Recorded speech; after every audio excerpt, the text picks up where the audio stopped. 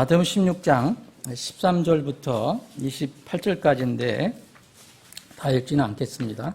다 읽지 않고 제가 뒤에 있는 부분만 읽겠습니다. 자,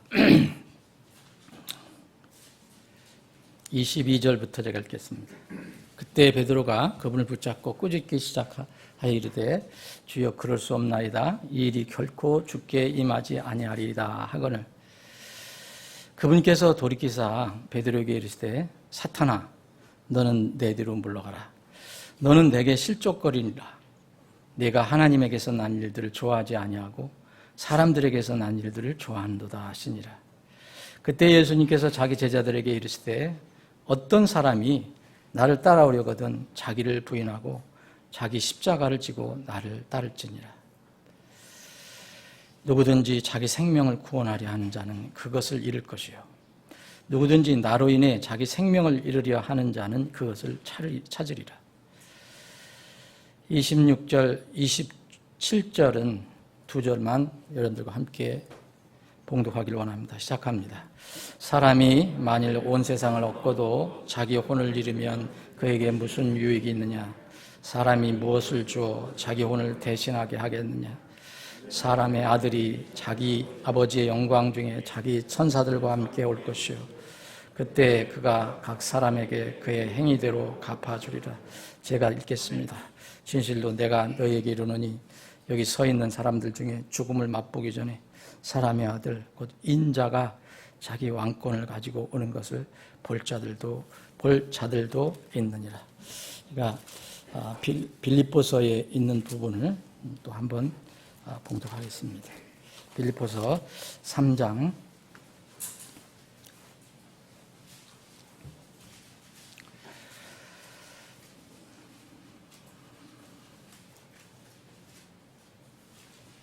3장 찾았으면 제가 읽겠습니다.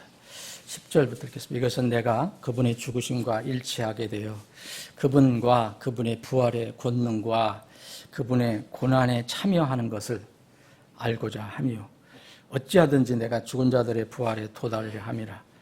나는 내가 이미 도달한 것처럼 여기지 아니하며 이미 완전한 것처럼 여기지도 아니하고 다만 그리스도 예수님께서 나를 붙잡아 이루시고자 하신 그 일을 붙잡으려고 따라가노라.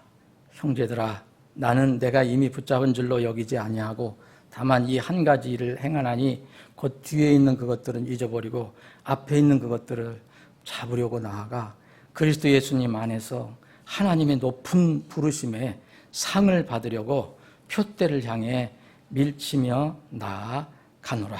20절 21절 우리의 생활 방식은 우리의 시민권은 하늘에 있으며 거기로부터 또한 우리가 구원자 주 예수 그리스도를 기다리려니 그분께서는 모든 것을 자기에게 복종시키실 때 사용하는 능력을 발휘하사 우리의 천한 몸을 변화시켜 자신의 영광스러운 몸과 같게 만드시리라. 아멘. 아버지 하나님, 오늘 저희들에게 복된 주일 아침에 믿음으로 하나님의 집에 모여 우리를 구원해 주신 주님을 참으로 기쁜 마음으로 찬양하고 경배할 수 있는 이런 믿음을 특권을 주신 것 다시 한번 감사드립니다.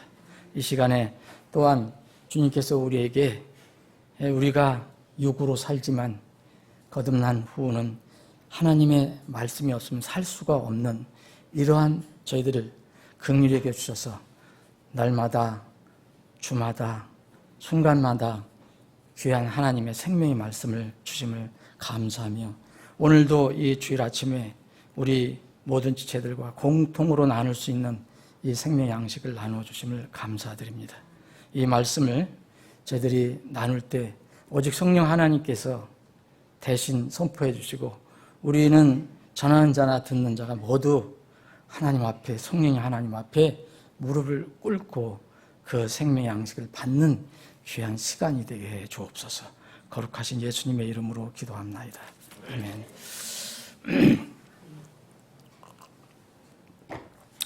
제가 레위일을 쭉 준비하다가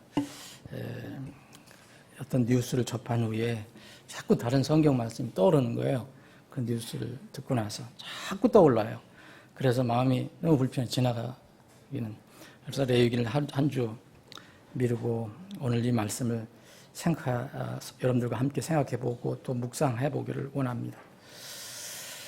한 혼이 자기의 어떤 인생의 마지막을 결정할 수 있다는 것이 이 시대 사람들의 생각에 그게 뭐 자유로운 거 아니냐라고 생각할 수가 있습니다. 그만큼 이 시대에는 하나님 말씀과 하나님의 진리, 하나님께 세우신 그 기준이 아니라 이미 세상이 세우는 기준, 사람들이 세우는 기준, 사람들이 만들어 놓은 그런 어떤 그 사상이나 어떤 그런 지식으로 다 그것이 옳은 것으로 이렇게 생각하며 살아가는 그런 시대가 됐습니다. 참 안타까운 일이지만 여러분들 아시는 것처럼 그런 정말 이게 무슨 조그만 어떤 고울도 아니고 뭐 그래도 세계에서 무슨 정말 선진국대회에 들어간다고 하는 나라의 수도 서울 그 총수가 그런 참 삶을 마감했다는 것은 참 안타깝기 그지없는 일입니다. 어쨌든 이런 것을 통해서 우리는 세상 사람들이 가르쳐주고 세상이 가르쳐주는 그런 거에 다시 한번 영향받지 말고 우리는 하나님의 자녀고 또 우리의 시민권이 우리의 생활 방식이 하늘에 있는 사람들이고 그러니까 다시 한번 주님께서 우리에게 무슨 말씀을 하시는가 하나님의 말씀은 어떻게 말씀하시는가를 다시 한번 생각해 봐야 할 때라고 생각합니다. 안타까운 일입니다. 그런데 저는 개인적으로 고인의 명복을 빌 수가 없습니다. 어느 종교의 그 총수가 가서 기자들이 인터뷰를 하니까 돌아가신 분, 죽으신 분을 위해서 기도했다라고 방송에 나오더라고요. 그거는 자유롭게 쓸 수 있는 말인지 모르지만 우리는 성경신자이기 때문에 우리는 세상이 어떻게 하든지 하나님 말씀 위에는 우리가 믿을 수가 없습니다. 여러분, 이 흔히 뭐 명복을 빈다 얘기하잖아요. 이게 죽은 사람을 위해서 기도한다는 거잖아요. 명복이라는 것은 이게 여러 번 말씀드렸지만 명복은 밝을 명자의 복이 아닙니다. 절대 아니에요. 이 명이라는 것은 어두울 명자예요. 이게 뭐냐면 지하에 어두운 어떤 세계가 있다는 것을 얘기하는 거예요. 그래서 명부라고 그러잖아요. 그래서 이 명복이라는 것은 흔히 우리가 명복이라고 얘기하는데 이것은 죽은 뒤에 가는 어둠의 나라, 곧 저 세상에 가서 받는 복을 의미하는 겁니다. 여러분, 일단 이 땅에서 참으로 이 안타까운 죽음이지만 일단 이 땅에서 육신의 생명이 끝나면 이미 세상을 떠나면 하나님의 손에 있습니다. 남은 사람은 죽은 사람의 죽음 후의 상태에 대해서 아무 영향을 끼칠 수가 없어요. 정말 이것을 알아야 됩니다. 그래서 우리는 조의를 표합니다. 애도를 표합니다. 우리 교회에서 자주 장례 예배를 드리지만 그건 가능하지만 우리가 성경을 알고 있는 이상 우리의 양심을 믿음의 양심 속일 수는 없어요. 그 종교는 그 종교대로 하는 거고요. 우리가 항상 하나님께 빌고 기도하는 것은 살아있는 사람을 위해서 하는 겁니다. 고인의 유가족과 지인들이 이번 죽음이라는 것을 이 큰 슬픔을 통해서 인생의 본질과 하나님의 말씀을 깨닫고 죽음 후에 있다고 사람들은 믿지 않습니다. 죽으면 다 끝난다고 얘기합니다. 그런데도 또 거기에 가서는 잔액장에서는 명복을 빈다고 얘기해요. 이중적인 얘기를 하거든요. 그래, 하나님 말씀을 깨닫고 죽음 후에 심판을 준비할 수 있는 유가족들이, 고인들이, 지인들이, 고인들의 그 지인들이 그런 죽음 후에 심판을 준비할 수 있는 기회가 되기를 우리가 기도하는 겁니다. 그 외에는 제가 기도할 권한이 아무것도 없어요. 그 외를 우리가 기도한다면 정말 속이는 겁니다. 제가 고인을 위해서 열심히 기도했습니다. 좋은 데 가실 겁니다. 그렇게는 우리는 양심상 도저히 할 수가 없는 거예요. 자, 이 세상은 이만큼 이제 성경 말씀에 하면 하나님의 진리에 비춰보면 전부 거짓이고 가상이고 허위 이런 것들을 그냥 믿고 또 거기에 영향을 받고 살아갑니다. 지금 이 세상에는. 사람의 죽음은 피할 수가 없어요. 누가 피할 수 있습니까? 그게 자연사든 뭐 스스로 목숨을 끊는 자살이든 아무도 피할 수 없어요. 이 세상에서 뭐 영원히 살 수 있는 사람 아무도 없잖아요. 그거 부인하는 사람이 있습니까? 그런데 이 죽음을 인간이 피할 수 없는 죽음 이 뒤에 배경에는 누가 있다는 것을 알아야 돼요. 오늘 여기에 우리가 이 읽은 말씀은 여러분 잘 아시는 말씀이지만 이 안에 여기 오늘 13절부터 제가 읽으려다 시간을 절약한 거거든요.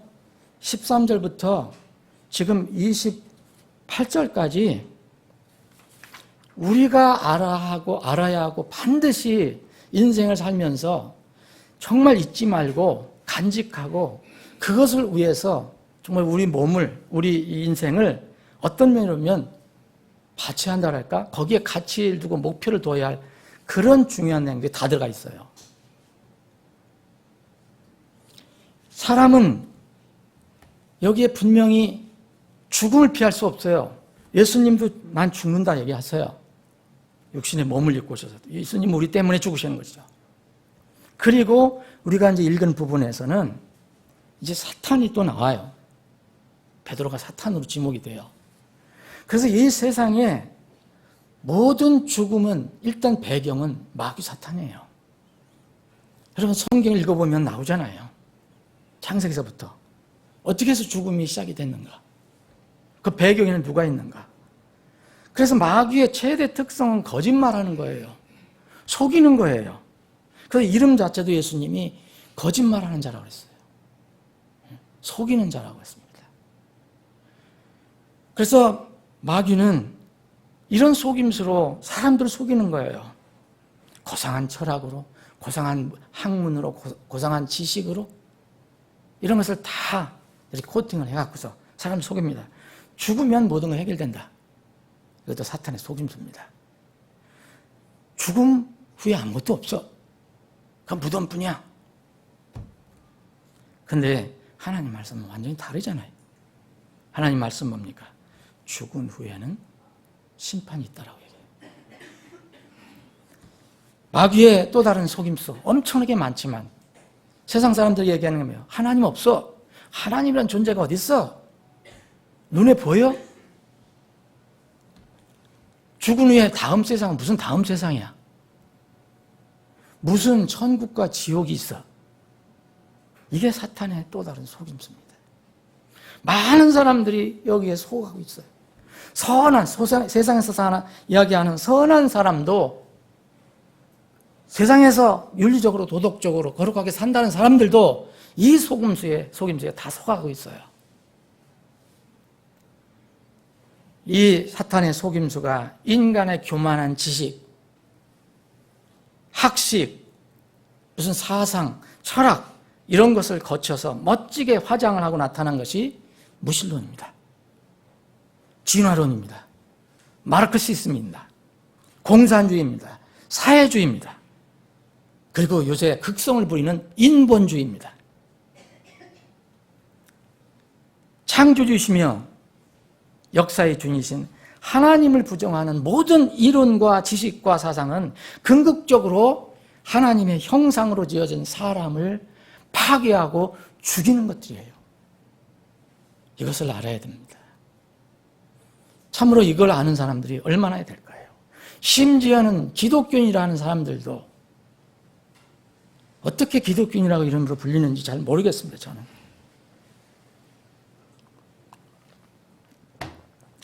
여러분, 우리가 좌와 우로에 대해서 요새 많이 말을 합니다. 이게 정치적인 용어로 많이 쓰이지만 하나님 눈에는 좌우든 사람은 모두 죄인입니다. 본성은 부패하고 악합니다. 여러분들 완전히 나는 죄 안 짓고 거룩하게 지금 살고 있습니다. 흠없이 사는 사람이라고 얘기할 수 있는 사람이 있습니까?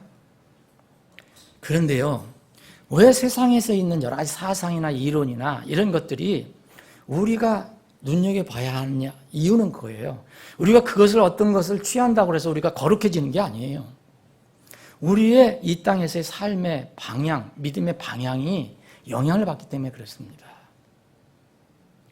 여러분, 이 좌와 우의 차이가 있다면 좌우 사상은 기본적으로 하나님 존재를 부인하는 데서 시작이 돼요. 그걸 논하는 그 방향에 대해서는 좀 차이가 있을 수 있겠지만 소위 좌라는 사람들 중에서도 소위 신자가 있습니다. 우라는 사람들 중에서도 불신자, 무신자가 꽤 많아요. 제가 알고 있는 사람들도 많아요. 그런데 만약 이 세상에서 이야기하는 그런 우사상을 가지고 있다면 그 우사상을 깊이 들어가 보면 하나님을 인정하는 데에서 출발이 됩니다.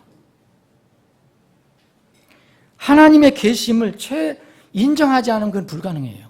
하나님 존재를 인정하지 않으면. 하나님의 존재를 인정해요. 우리가 믿든 안 믿든 간에 그분의 존재를, 그분이 살아계신다, 그분 분명히 있다 인정하면 그분의 속성이 무엇이냐, 이것을, 그분은 어떤 분이시냐 이걸 알게 되고, 그러면 좀 알게 되면요, 하나님을 두려워할 대상이 됩니다. 세상 사람들, 거듭나지 않은 사람들이 1차 하나님 두려워할 대상이에요. 그리고 이 하나님은 어떤 분이시냐? 전지전능하신 분이라고 다 믿잖아요. 모든 것을 다 아시는 분이에요. 모든 것을 능하게 하시는 분이에요. 무소부재하신 분이라는 걸 알아요. 이것을 알면은 하나님의 눈을 내가 피할 수 없다는 것을 깨닫게 됩니다. 내 자신을 숨길 수 없다는 것을 알게 돼요. 그런데 이 좌사상, 마르크시즘이라든지 공산주의, 사회주의, 이 기본에는 하나님을 부정하기 때문에 두려워할 대상이 없어요. 왜 무서운지 아십니까, 그게? 그 좌사상에서 나오는 것도 우리가 보면 좋은 게 많아요. 평등, 공평, 평화, 그런데 그 기본적으로 깔려있는 것이 하나님을 인정하지 않습니다. 그럼 두려워할 대상이 없어요. 그럼 자신이 최종 결정권자가 되는 거예요. 이게 문제입니다. 그래서 자기가 아무리 선하게 살고 거룩하게 산다 해도 어떤 문제가 있으면 결정적일 때는 자기 마음대로 하는 거예요. 근데 우리는 하나님이 우리를 지켜본다 생각하면 어떻게 내 마음대로 할 수 있습니까? 최소한도 하나님께 무릎 꿇고 빌어야 할 거 아닙니까? 네? 만일 권력, 돈, 명예가 있는 사람들이 하나님께서 계시고 전지전능하시고 무소부재하신 분임을 인정한다면 육신적으로 혹시 잘못된 일을 할 때라도 그분의 눈이 지켜보신다는 생각을 한다면 이건 두려운 일이 아닙니까? 여러분들은 모르겠지만 저는 제 양심상으로는 그렇습니다. 여러분들 대부분 그러실 것입니다. 그러면 최소한 하나님이 살아계시고 하나님이 나를 지켜보신다. 그런다면 최소한 내 안에서 나오는 양심의 소리를 들을 수 있어요. 잠언 15장 3절에 보면 주의 눈은 모든 곳에 있어. 주의 눈은 모든 곳에 있다고 그랬어요. 우리가 컴컴한데 나를 숨기고 다른 사람 모른다라도 거기 주의 눈이 없습니까? 있습니다. 주의 눈은 모든 곳에 있어서 악한 자와 선한 자를 살피시느니라. 예레미야 23장 24절 주가 말하노라 어느 누가 내가 보지 못하도록 자신을 은밀한 곳에 숨길 수 있느냐? 주가 말하노라 내가 하늘과 땅을 가득 채우지 않느냐. 여러분, 만약 우리가 하나님이 계신다는 것을 믿으면 육신의 소욕에 져서 결국 죄를 저지를 수 있어요. 우리 사람들이 그렇잖아요. 그런데 이렇다 하더라도 하나님이 근본적으로 하나님 존재를 인정하는 사람들과 하나님이 없어 인간은 유물이야, 다 물건이야, 예? 무슨 막대기, 무슨 작대기, 흙 그런 거야, 동물과 같은 거야 라고 생각한다 사람하고는 근본적으로 차이가 있어요. 하나님을 존재를 믿으면 우리도 실수하고 넘어지고 죄도 질 수 있어요. 그런데 양심의 소리를 들을 때는요, 하나님의 음성을 들을 때는요, 두려운 마음이 들어서 그분 앞에 엎드리는 겁니다. 이거를 성경은 회개라고 그래요. 다윗 왕은 엄청난 죄를 졌어요. 여러분 아시잖아요. 요새는 뭐 성추행, 성폭행, 뭐 미투 이런 거지만 다윗은 왕권을 이용해서 엄청난 죄를 졌어요. 살인죄도 저질렀어요. 거짓말죄도 저질렀어요.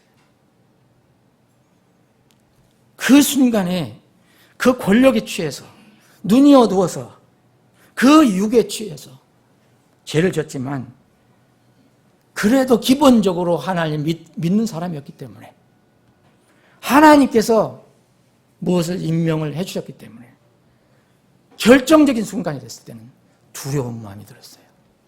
무릎을 꿇었습니다. 이게 다윗의 위대함이에요. 여러분, 사무엘하 11장 12장에 그 이야기가 나와요. 누구나 다 죄인입니다. 우리는 용서받은 죄인일 뿐이에요. 용서받아서 지옥의 형벌을, 그 죄의 형벌을 안 받는다는 차이지, 모든 사람들이 무슨 사상을 가지고 있든지 다 죄인입니다. 그런데 기본적으로 하나님이 그 근 밑에 없으면 완전한 차이가 나는 거예요. 여러분, 제발 여러분들은 정치적 의미를 떠나서라도 제발 좌파라는 얘기는 듣지 마세요. 이건 불행한 얘기입니다. 보수나 진보 이런 소리는 혹시 들을 수 있어요. 우리는 목숨을 걸고 말씀과 진리에 대해서는 보수입니다. 그러나 세상의 부조리나 또 내 부족함과 연약함과 내 부조리, 내 육신이, 이것에 대해서는 만날 싸우는 진보가 되어야 돼요. 근데 기본적으로 하나님을 부정하는 이 좌파 사상은 하나님을 믿는 것과 그리스도의 신앙과는 양립이 불가능합니다. 이런 하나님을 부정한 사람은 최소한의 양심 제어 장치가 없어요. 마음에. 아무리 거룩해도. 그래서 위선적인 행동을 하게 되고 문제가 되면 하나님이 모든 것을 주장하시는 분인데 하나님 자리에 차고 들어가서 자기가 그 문제를 스스로 해결해 버려요.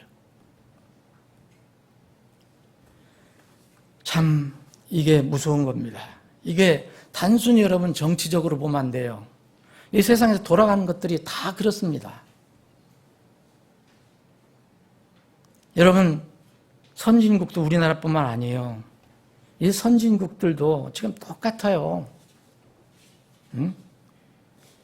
여러분, 온 나라에 다 이런 하나님을 부정하는, 거기서 나온 소위 얘기하면 그런 인본주의, 하나님을 버려버리고 신본주의가 아닌 인본주의, 사람을 높이 세우는 거, 이건 무슨 사람 인격을 존중한다는 차원은 좋아요. 그러나 하나님을 버리는 차원에서 인본주의는 엄청나게 무서운 거예요. 이 하나님 말씀이 배제된 이 좌파 사상들이 나오잖아요. 여러분, 미국에서도 여러분 낙태 찬성하는 사람들이 그 사람 선한 사람일 수 있습니다. 세상적으로. 근데 하나님 말씀을 대적하는 거예요. 동성결혼 찬성해요. 창조 질서를 아주 정면으로 부딪히는 거예요. 이런 사상에 빠져 있는 사람들, 이거 진리라고 생각하는 사람들은 우위선 피할 수가 없습니다. 우위선을 피할 수가 없어요. 왜냐하면은 그들은 그것이 진리라고 생각, 그게 이상으로 생각하고 하는데, 우리 인간은 거듭났어도 죄를 지는데 어떻게 하나님을 부정하는데 우리가 그 문제를 해결할 수 있습니까? 그 불가능한 것을 자꾸 하려고 그러니까 우위선이 자꾸 나오는 거예요. 부조리가 자꾸 나오는 거예요. 그러다 보니까 그걸 덮는 거예요. 자꾸 덮는 거예요. 그래서 다른 것을 막 이렇게 선동해서 그것을 덮는 것 뿐이에요. 여러분, 미국에서 이번에 어떤 흑인 사망 사건 났었잖아요. 저 이 얘기 안 하려고 했는데, 이번 일 때문에 할 수 없이 말씀드립니다. 정말 한 혼이, 한 생명이 정말 죽은 거 정말 안타까운 일이에요. 그렇게 해서도 안 돼요. 그 미국 한 경찰이 그 흑인을 그렇게 숨을 못 쉬겠다 하는데도 계속 누르고 있어서 죽인 거는 그건 죄입니다. 분명한. 그래서 미국 정부에서도 살인죄로 기소를 했잖아요. 그런데 문제가 뭐냐면요. 이런 하나님을 부정하는 사람들, 거기 뭐 하나님 부정하지 않다고 하는 사람도 있겠지요. 이런 세력들이 주도가 돼서 미국에도 여러분 좌파가 많습니다. 단체들도 많습니다. 예? 무신론을 근거로 해서, 유물론 근거로 해서 하는 사람들 상당히 많습니다. 그리고 이미 미국은 자유롭게 사람들이 많이 왔다 갔다 하니까 좌파 외국인들 상당히 많아요. 무정부주의자들도 있어요. 제가 자세히 그것을 뭐 분석해보지만 않지만 많은 사람들이 얘기합니다. 이런 세력이 이번에 배후에 있다. 저도 동의합니다. 왜냐하면 한 혼이 죽은 건 참 안타까운 일이에요. 그런데 여러분 생각해 보십시오. 이 죽은 사람, 죽은 건 안타깝지만 이 사람이 순교자가 돼서는 안 됩니다. 성인이 돼서는 안 돼요. 이건 굉장히 무서운 일이에요. 근데 이 사람은 전과 9범인가, 뭐 10범인가, 11범인가 그랬던 거예요. 그래서 현장에서 마약을 소지하고 무슨 범죄 때문에 경찰에 이 제지를 받고 있는 상태였었어요. 죽은 건 안타깝지만 이런 것은 다 덮고 그 순교자로 추앙하는 것, 이건 참 무서운 겁니다. 그런데 이것을 기독교에서 앞장서 있다는 게 놀라운 거예요. 미국의 어느 교회에서는 순교자로 추앙하려고 그래요.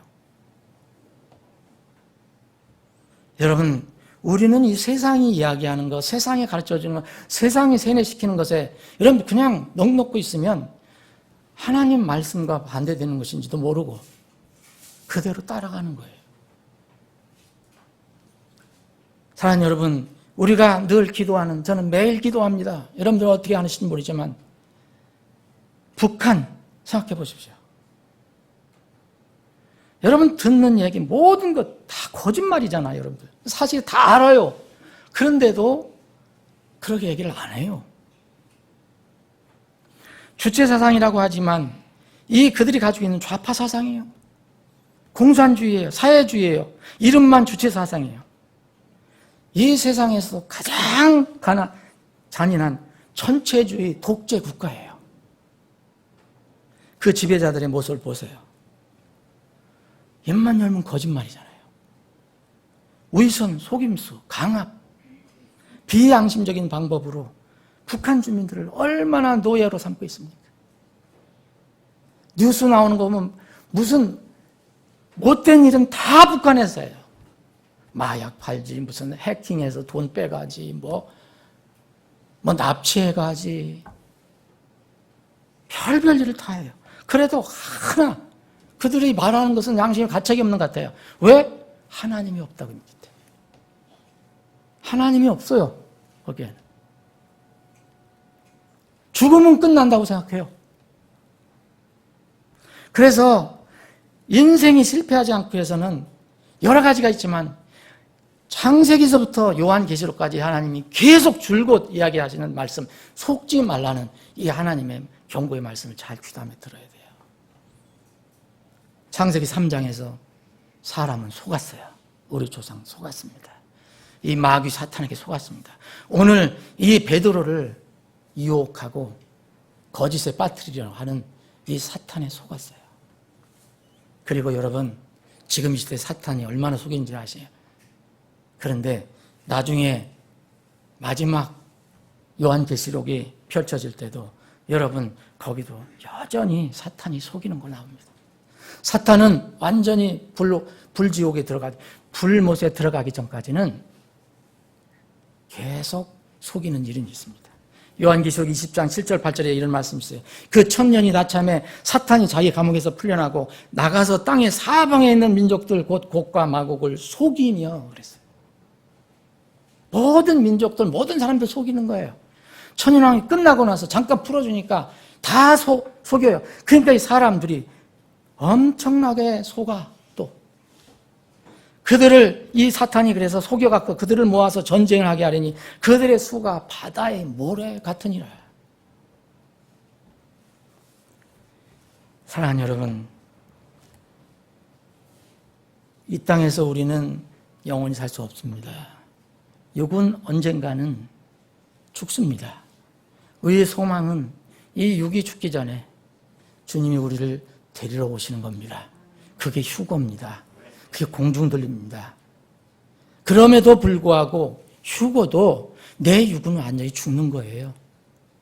이 썩은 몸이, 이 죄 있는 몸이 어떻게, 죄가 나오는 몸이 어떻게 하나님과 같이 살 수 있습니까? 그 완전히 죽고 다시 새로운 몸을 주시잖아요.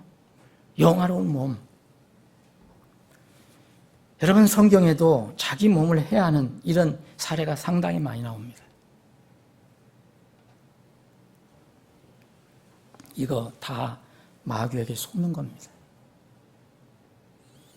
뭐 또 영적으로 우리는 이해를 해야 되는데 이런 거 얘기하면 또 누가 비난하는 사람이 있겠죠.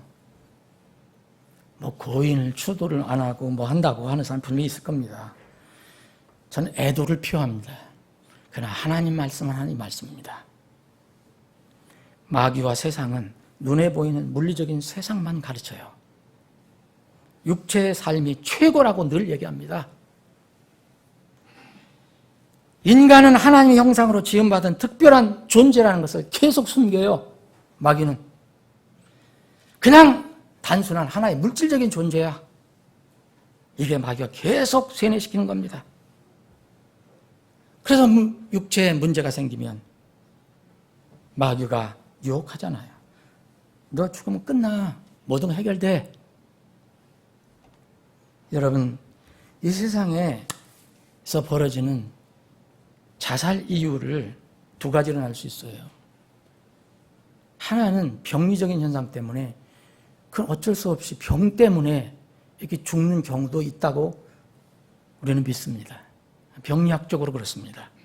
우울증, 심한 우울증이나 조울증에 걸리면 그거에 빠져들어가서 그렇게 하는 경우도 있어요. 이건 병이니까 고쳐야 돼요. 약을 먹고 치료해야 돼요. 그런데 그렇지 않은 것들은요, 인생의 본질에 대해서 거짓말에 속기 때문에 그래요. 죽으면 모든 것이 끝납니까? 아니잖아요. 하나님의 말씀을 들으면 자살은 끝이 아니라 새로운 시작입니다. 그렇죠? 여러분 다 동의하시죠? 새로운 시작이에요. 한 번 죽는 것은 사람들에게 정해진 것이요. 이것 뒤에는 심판이 있느니라. 시작이잖아요. 문제 해결이 아닙니다. 문제 확대 재생산이고 문제를 더 크게 악화시키는 겁니다. 피조물 중에서 가장 뛰어나다고 하는, 똑똑해서 만물 영장이라고 하는 인간은 바로 이 마귀 사탄에게 속임을 당하니까 하층 동물보다도 더 어리석은 짓을 저지른 거예요. 피조물을 향하는 하나님, 창조자 하나님의 창조 디자인 목적이 있습니다. 여러분, 창조 순서를 한번 읽어보세요. 창세기를 통해서. 하나님께서 첫날 사람을 만드시지 않은 이유가 있어요. 첫날 뭐 무생물 만드시고 뭐 땅, 물, 궁창, 바다 이런 거 다 만드시고, 그 다음에 식물 만드시고, 그 다음에 동물 만드시는데, 바다 그리고 하늘에 있는 동물 만드시고 땅에 있는 동물 만드시고 마지막에 누굴 만드십니까? 사람을 만드십니다. 여러분, 창조 질서는요, 정점이 어디 있냐면 사람이에요. 여러분과 저예요. 근데 왜 정점이냐? 우리가 뭐 잘생기고 능력 있어 그런 게 아니라 하나님의 형상을 따라서 하나님 모양으로 지어졌기 때문에, 하나님의 형상으로 지어졌기 때문에 창조의 질서의 제일 정점은 사람이 됩니다. 그래서 사람이 왜 마지막 지어졌느냐? 무생물 있잖아요. 여기 보니까 뭐 땅, 물, 궁창, 바다 있잖아요. 이거 왜 필요합니까? 사람을 위해서 필요한 거예요. 사람을 위해서. 식물은 다음에 식물 짓잖아요. 무생물이 있어야 식물이 있잖아요. 무생물은 식물이 해준 거예요. 식물을 왜 드셨습니까? 동물이 있으면 먹고 살 게 있어야 되잖아요. 그래서 주셨잖아요. 그래서 동물에게는 무생물, 식물도 필요하고, 식물에게는 무생물이 필요하고, 사람은 뭐냐? 이 모든 피조물이 다 필요하고 그 위에 선 거예요, 사람이. 그런데 이상하게, 세상 이상하게 돌아가잖아요, 요새. 인본주의 중심. 그리고 이제 인본주의에 무슨 또 동물권이 또 생겨서 사람권을 또 넘나들려고 그래요. 개권, 별권이 다 나와요, 요새는. 이게 전부 창조질서에서 어긋나는 겁니다. 제가 뭐 동물 학대하라고 말씀드리는 거 아니에요. 그러나 동물은요, 사람 혼보다 더 귀하지 않아요. 사람 혼은요, 하나님께서 지으신 거예요. 사람이 스스로 나타난 게 아니에요. 여러분, 이 하나님의 창조 디자인과 목적을 분명히 알면은요, 사람이 어떻게 지어졌다는 것을 아시잖아요.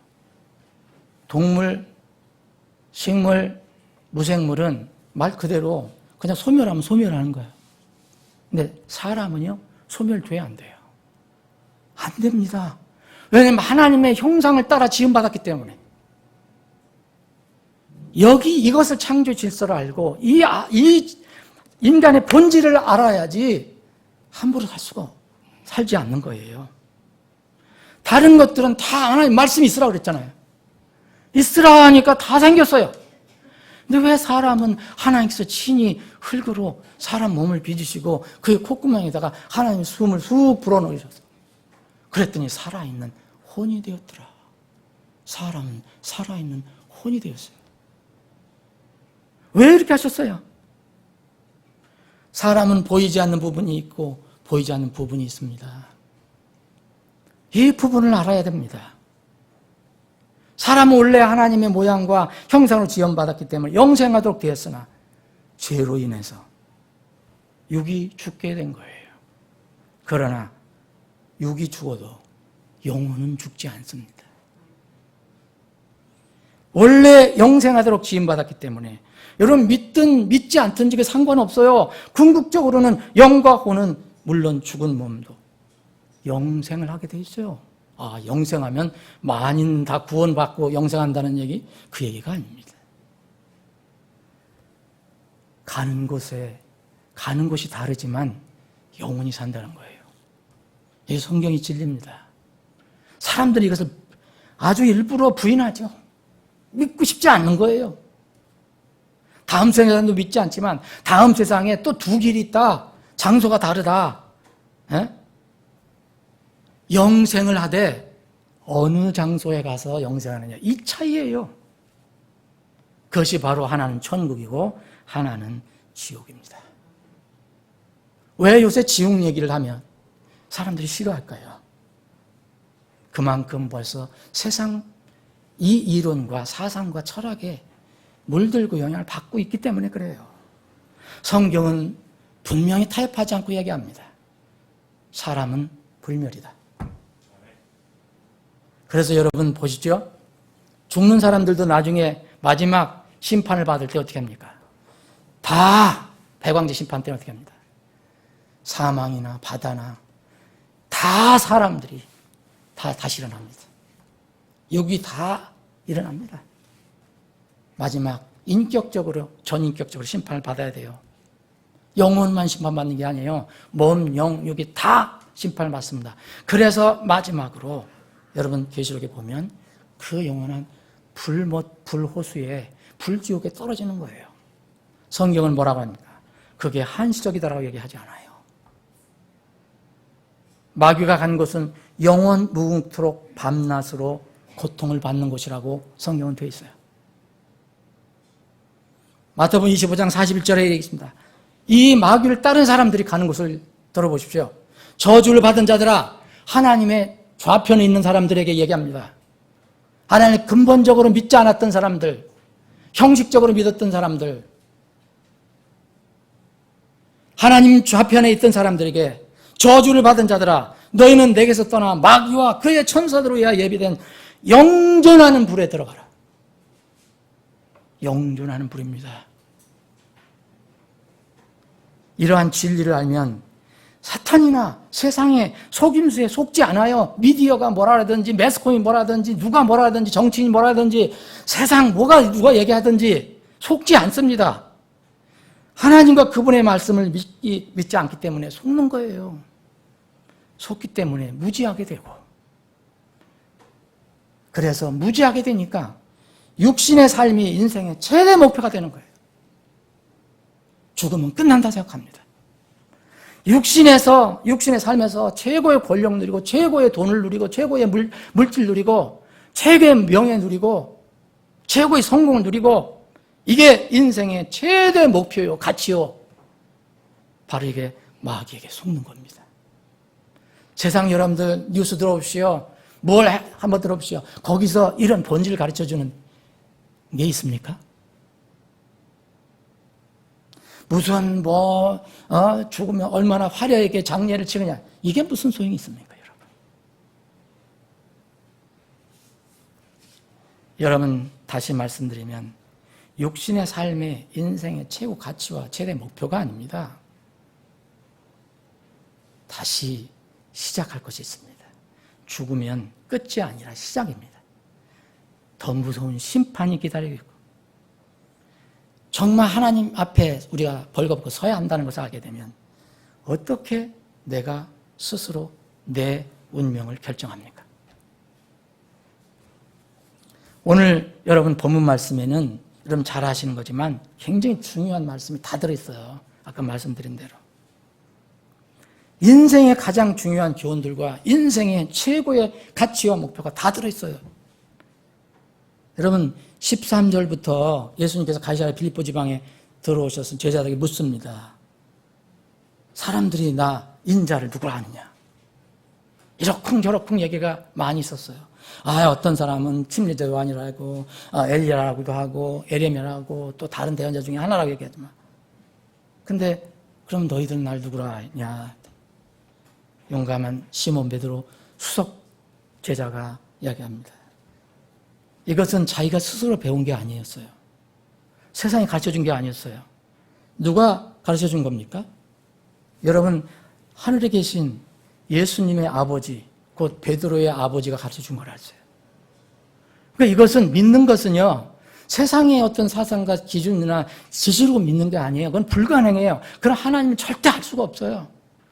그래서 그 사이비 신자들이 많은 거예요. 사이비 기독교인들이 많은 거예요. 교회는 가도 정말 그 하나님이 어떤 하나님인가를 정말 믿지 않는 거예요.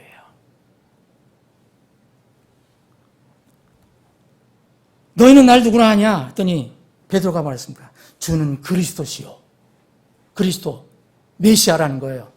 구약부터 얘기됐던 메시아, 이 세상의 구원자, 그리스도시요. 살아계신 하나님의 아들이십니다. 그러니까 예수님께서 참 너 복 있다. 그런 고백을 한 거 참 너 복 있는 거다. 그런데 내가 스스로가 배운 게 아니지 않냐. 이것을 널 깨닫게 해준 것, 너희 이런 지식을 주신 것은 내게 계시한 이는 살과 피가 아니다. 세상이 가르쳐준 게 아니다. 육신이 깨달은 게 아니다. 하늘에 계신 내 아버지가 알려주셨다. 얘기했습니다. 사랑하는 여러분, 이 세상을 우리가 살아갈 때 인생에서 가장 정말 귀중한 가치와 목표는 그리스도를 정확히 아는 거예요. 하나님을 정확히 아는 거예요. 그리고요, 여러분 17절, 18절은 이제 18절에 이렇게 나옵니다. 내가 내게 이르노니 너는 베드로라. 이 반석 위에 내 교회를 세우린 지옥의 문들이 그것을 이기지 못하리라. 여러분 이 말씀하신데 이게 나와 있어요. 이것도 저는 결코 우연이라고 생각지 않아요. 그리스도를 알고 소유하는 것, 하나님을 정확히 아는 것, 인생에서 가장 중요합니다. 그런데 이 주님께서 세우신 하나님의 몸, 주님 몸인 교회의 놀라운 신비를 또 알으라고 얘기하셔요. 그러면서 여러분, 이 교회와 대칭시켜 주신 게 뭡니까? 지옥입니다. 주님의 교회와 대칭시켜 주신 게 뭐예요? 지옥이에요. 여러분, 지옥을 알아야 돼요. 하나님의 교회를 정확히 알면요, 지옥을 알아요. 이 하나님의 교회는 지옥과 싸우기 위해서 세워주신 거예요. 그런데 요새는 지옥과 함께 타협하고 같이 가니까 문제예요, 이 교회가. 인생에서 정말 중요한 것, 가치 있는 것, 주님의 교회를 알아야 되고 지옥을 알아야 됩니다. 하나님의 교회와 지옥의 문들은 상호 대항 세력이에요. 그리고 19절에는 우리가 이 세상을 살아갈 때 베드로에게 얘기합니다. 너에게 하늘의 왕국의 열쇠들을 내가 준다. 근데 내가 가지고 그것을 묶으면 하늘에서 묶이고 내가 땅에서 풀면 그것이 풀린다. 내 땅에서 할 일이 있다라고 얘기합니다. 예수님께서. 땅에서 할 일이 있다. 이것은 여러분 뒤에 보면은요, 이 사도들 모두에게 주신 거예요. 구원받은 사람 모든 사람에게 준 거예요. 베드로만 준 게 아닙니다. 이건 뭘 이야기합니까? 인간 일꾼들에게, 사람들에게 이 땅에서 맡겨진 하늘의 일이 있다는 거예요. 그게 하늘 왕국의 열쇠를 맡겼다고 그랬어요. 교회는요, 하나님의 왕국, 하나님의 나라를 이 땅에 선포하는 거예요. 하나님께서 다스린다. 그러면은요, 예수님이 이제 죽으셔야 되잖아요. 제자들이 이걸 싫어해요. 그러시면서 말씀하십니다. 21절 보면 예수님께서 자기가 반드시 예루살렘 올라가 장로들, 수재관과 서기관들과 많은 일들로 고난을 당하고 죽임을 당해야 한다. 셋째 날에 다시 일으켜져서 세워질 것을 자기 제자들에게 보여주셨어요. 그런데 이렇게 전능하신 분이 금방 다 뚝딱 하시고 하시면 되는데 왜 이렇게 하냐? 죄의 문제가 있잖아요. 죄의 문제는요, 우리가 스스로 해결할 수 없어요. 그래서 오신 메시아가 해결해야 돼요. 전능하신, 무죄하신 그 하나님이 해결해 주셔야 돼요. 그래서 그 예수님이 죽으셔야 되는 거예요. 제자들에게 그걸 알렸습니다. 제자들에게 알려준 것은 무슨 얘기입니까? 이건 뭘 얘기하는 겁니까? 복음을 선포하신 거예요. 여러분, 우리가 복음을 전할 때 뭘 정합니까? 기쁜 소식이다, 복스러운 소식이다 얘기하는데 거기 예수님 빠져요. 예수님 죽으신 부활 다 빠져버려요. 그냥 잘 믿으면 나중에 갈 수 있어. 축복, 하나님 믿으면 이 세상에 축복받아. 이게 복음이 복음 아닙니다, 여러분. 복음은요, 반드시 지옥이 나와야 돼요. 지옥이 없는데 왜 예수님이 왜 죽으셔요? 죄의 싹이 없는데 예수님이 왜 죽으십니까? 그래서 죄 없는 분이 우리가 해결할 수 없으니까 하나님께서 그 아들 예수 그리스도에게 우리가 할 수 없는 것을 그 죄를 덤태기 세우셔서 그래서 그 아들을 십자가에 못 박으신 거예요. 이게 바로 주님께서 하시기 위해서 오신 거예요. 이 자리에서 이제 이 순간에 사람들이 갈라집니다. 자, 이 말을 들으니까 베드로가 예수님을 붙잡고 심지어는 제자가 스승을 나무래요. 그렇죠? 성경을 그렇게 이야기합니다. 분명히. 꾸짖었다. 절대 그럴 수 없다. 일이 절대 선생님에게, 주님께 임해서는 안 된다. 이건 여러분 뭘 얘기합니까? 잊지 마라. 세상 사람들아, 특히 그리스도인들아, 너희는 육이 여전히 있다. 하늘에 올 때까지 너는 육과 싸워야 한다. 육은 뭘 얘기합니까? 육은 절대 영과 같이 가려고 하지 않아요. 육은 하늘의 것을 이야기하려고 하지 않습니다. 이 땅의 것만 얘기하려고 해요. 그래서 예수님이 이렇게 얘기했습니다. 베드로에게 심한 말씀처럼 보입니다. 사탄아, 너는 내 뒤로 물러가라. 그러면서 예수님이 하신 말이 내가 하나님에게서 난 일들은 좋아하지 않는다. 이게 육입니다. 싫어해요. 우리 다 싫어합니다. 우리 육은. 그런데 말씀이 오니까 우리가 그 말씀에 순종하는 거예요. 사람들에게서 난 일들을 좋아하는 거다. 이게 육입니다. 이게 세상이 가르치는 거예요. 이 세상의 철학이고 사상이고 이론입니다. 여기에 사람들이 갈라져요. 자, 이 복음을 전해 들었을 때 사람들은 어떤 사람 이렇게 유형으로 바뀌느냐? 자, 24절에 보면 예수님께서 자기 제자들에게 이르시되 부언 설명하신 거예요. 어떤 사람들이 나를 따라오려거든 자기를 부인하고 자기 십자가를 지고 나를 따르라. 나를 따라오려는 것은 뭘 얘기하는 겁니까, 여러분? 교회를 따라오고 하나님을 따라오고 메시아를 따라오고, 그죠? 하늘에 계신 내 아버지께서 알려주신 것, 그것을 따라오는, 진리를 따라오는, 그죠? 그거를 따라오는, 따라오려거든 너의 육신을 부인해라 이거예요. 육신을 따르지 말라는 거예요. 육신의 귀를 기울이지 말고 내 자신의 십자가를 지고 나를 따라와라 이거예요. 육신과 싸워서 육신을 버리고 나를 따라오라 이런 말씀입니다. 그러시면서 누구든지 자기 생명을 구원하려 하는 자는, 이 생명은 뭘 얘기합니까? 육체의 생명을 얘기하는 거예요. 세상이 얘기하는 거. 죽음 후 끝나. 이 땅에 사는 동안만 그거야.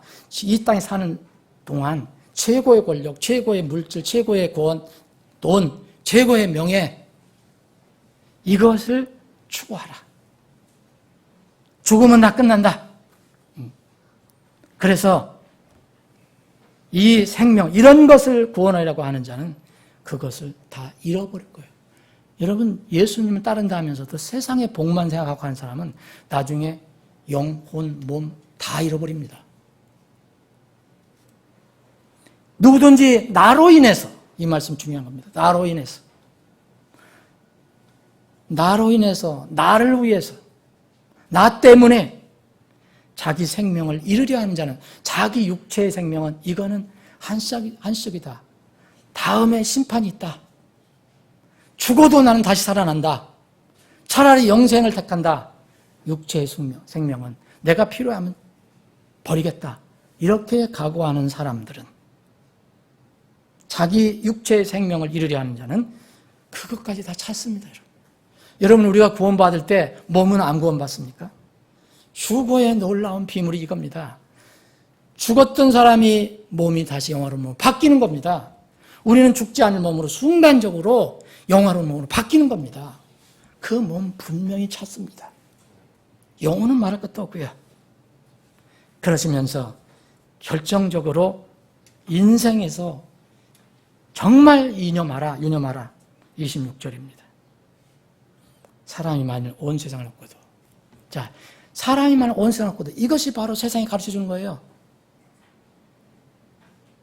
온 세상을 얻으면 천하를 얻는다고 얼마나 이름도 많이 알려지고 유명하고 사람들이 존경하고 숭배하고, 그런데 얻고도 자기 영혼을 잃어버리면, 소울을 잃어버리면 그에게 무슨 유익이 있겠느냐? 사람이 무엇을 주어서 자기 혼, 소울을 대신하겠느냐? 무슨 말씀입니까? 세상 사람들은 엄청난 세상을 이야기하지만 예수님은 한 개인의 영혼을 얘기합니다. 이유는 뭔지 아십니까? 사람은 동물이 아니기 때문에 그렇습니다. 사람은 하나님의 형상이기 때문에 영원히 어딘가에서는 살기 때문에 그렇습니다. 그러면 영원히 어딘가에 산다면 이 세상에 잠시 있을 그 세상의 것보다 그것이 더 중요합니까? 이게 어리석은 겁니다. 이게 무지한 겁니다. 이거를 마귀는 계속해서 속이고 덮고 코팅질하고 그러는 겁니다. 그러면은요, 이것만 끝나면은 사람들이 또 정신을 안 차릴 수 있어요. 여러분 27절은 우리가 소망하는, 가장 소망하는 그 구절입니다. 인자 사람의 아들이 자기 아버지 영광 중에 자기 천사들과 함께 올 것이요. 이건 뭡니까? 재림입니다. 휴거입니다. 그런데 하나님께서, 예수님께서 재림할 때 어떻게 되냐, 예수님 오실 때 그때 그가 각 사람에게 그의 행위대로 갚아주리라. 여러분 잊지 마십시오. 이 구절. 인생은 여기서 벗어날 수 없습니다. 믿든 안 믿든 벗어나지 못합니다. 주님의 재림이 있을 것이고 이 세상 죄를 위해서 죽으셨던 그분이 오실 것이고 그 어미하고 공정하고 거룩한 하나님의 심판이 있을 것입니다. 그 심판이 있은 뒤에는 보상이 있게 될 것입니다. 이것을 잊지 말고 살아야 합니다. 결론을 말씀드리겠습니다. 여러분 이거 잊어버리면요, 육신만을 위해서 잠신 땅과 육신만을 위해서 사는 사람들은 인생, 세상 사람들이 얘기하는 똥입니다. 인생 수증기일 뿐입니다. 그런데 하늘에 시민권이 있는 사람들은 지금 27절을 기다리고 있습니다. 사랑하는 여러분, 여러분이 예수님을 통해서 죽음의 문제를 해결받는 게 가장 중요한 겁니다. 그리고 죽음의 문제를 해결받았으면 하나님 앞에 설 준비를 하면서 사는 겁니다. 옷을 주님은 사람들을 외모로 보신 게 아니고 그 사람의 모든 행위대로 공정하게 갚아주시는 하나님이시기 때문에 그렇습니다. 부디 이러한 주님을 다시 한번 묵상하시고 이런 주님을 기다리며 사시는 여러분들이 되시기를 주님의 이름으로 축원합니다. 기도합니다.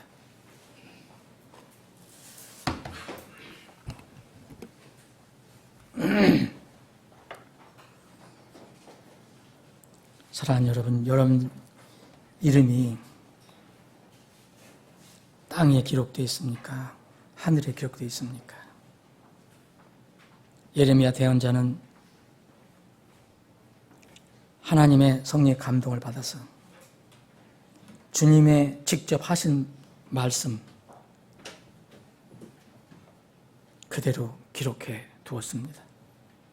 예레미야 17장 13절에 보면 주를 버리는 자들은 다 부끄러움을 당하며 주 나를 떠나는 자들은 땅에 기록되리니 이는 그들이 생수의 근원이신 생수의 샘이신 주를 버렸기 때문이니라.